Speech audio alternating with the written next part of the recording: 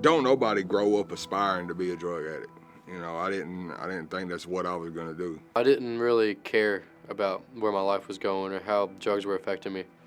I just was chasing that feeling because that feeling was the only time I didn't feel hurt or abandoned. By the time I was 17, I was just flat out just smoking dope every day. I had to have drugs beside me when I went to sleep to wake up. I would have to stop and get something before I went to work because I wasn't gonna go to work sick. I had the house, the picket fence, the 2.5 kids with the dog, and my addictions kind of just took over my life. Within a 1.5 years, I'm homeless. I started, hitting the street and smoking weed and drinking and popping pills and anything you can think of. And then, 16 years old, ended up getting kicked out of my mom's house because I was just crazy. And how I was living wasn't normal. It was not normal to be enabled and to live on your grandmother's couch. I mean, I knew that. I was just doing it the easy way because I never wanted to get hurt again and I wanted to stay safe. The moments I would live for were those moments of adrenaline in this far-fetched world where I was some criminal guy. I was insane. It would get me nowhere. I always hung on to I'd never use a needle. Ain't no way I'll shoot it, so at least I'm not that bad. Until I did. It controlled every second of my life. I started to realize that I was losing weight and people were noticing it. My kids are looking a hot mess and I'm just like, I gotta do something. within a 9-month period, I got hospitalized 4 times. They almost had to cut my left arm off. They had to do surgery on my right arm from shooting dope. All I could do is just look at myself and realize I'd done it to myself. It sucked. I was just like, wow, what was I doing? Like going from up here having everything to living in a storage unit.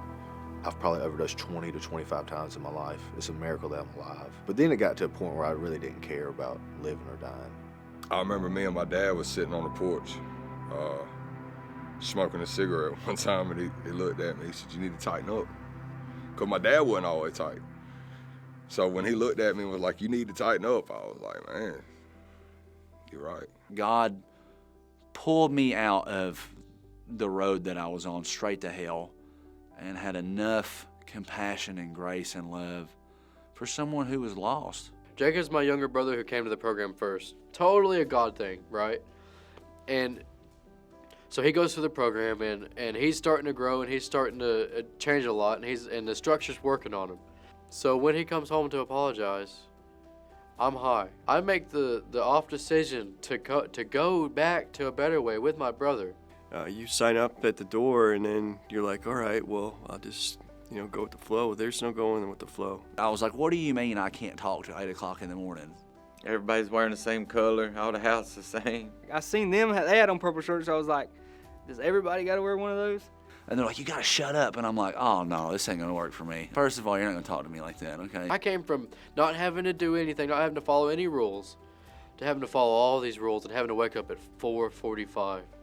What did I sign up for? I'm thinking it's gonna be kumbayas and marshmallows and s'mores, but it's a program.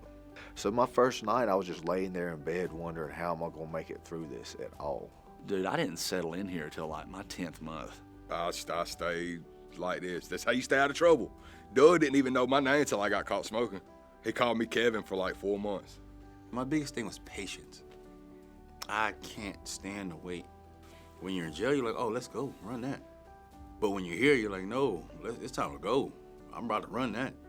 Accepting the fact that I had to have my shirt tucked in and being told I can't speak and I can't go to the bathroom till after we pray it out and all these I can'ts broke me, and I needed that.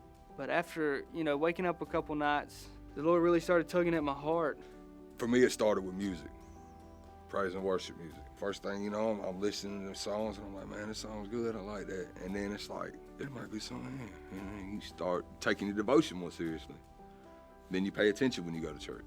To be honest, I accepted it when I started to journal. It became a more intriguing thing, like, oh, I wonder what the word's gonna say to me today. Seeing other people around me find something there at the altar, it made me look and see for myself what it was really all about. That overwhelming, guilt-free burden lifted absolutely is real. Lifted off of me. But then I thought, all right, well, God's got it. You can't honestly go through everything that we go through and be the same person after it. I asked for a family, and he gave me a family in the most unexpected way, you know? A bunch of dudes.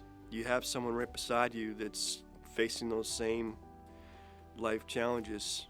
That's where you build some life friends. Openly sharing your temptations with your brothers truly helps you overcome it. Being able to say, man, I really wanted to smoke a cigarette today, you know, but I didn't. The fact that they took 30 grown men, put them in a house together, it teaches you how to live with other people that you might not like, how to bite your tongue when you need to, how to speak peace when you need to, how to interact and keep people from fighting when you need to. If you can live with 30 grown men and not snap on a daily basis, you can live at home with your wife and your baby. I was always trying to figure out how to be a better dad while I was on the drugs. And I wanted them to be more in my life, but I didn't realize the drugs was what I needed to stop. Once I went to jail and became here, they started to see Dad grow up. God has definitely allowed me to become the father that I've always wanted to be, and I just couldn't figure out how. It's a good feeling, you know, to be able to be a rock in my mom's life, and for my son to say, I can't wait to see my dad again. Because I didn't talk to my kids for like 8 years. Just about every night, my daughter tells me goodnight, my youngest one, Cadence. And at the end of the day, if it was nothing else, that's all worth it. It's come a long way. It came from unanswered phone calls, unanswered letters, to what it is today. I'm just thankful for it. Like getting up, smoking that cigarette was routine. Now it's getting up, getting in the Bible. That's my new routine. And that's God. I ain't nothing about Nathan. My desires is menthol regular cigarettes. But mine was, now it's is it King James Version or NIV? The Lord just put, you know, this joy in my heart of wanting to do the right thing, and it hasn't left me yet. So It's been the wildest journey in my life. And it's crazy because like it's just now starting. Only you turn mistakes into miracles. Only you make broken stories beautiful. If anything is possible to rise again, come and make these dead bones live. 'Cause only you make prophets out of prodigals. And only you deserve the glory for it all. And nothing is too far for you to rise again. Come and make these dead bones live. 'Cause only you turn mistakes into miracles. Only you make broken stories beautiful. If anything is possible to rise again, make these dead bones live. Only you make prophets out of prodigals. Only you deserve the glory for it all.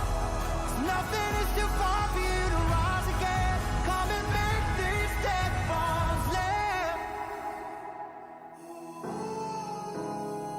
Come and make these dead bones live. Make these dead bones live.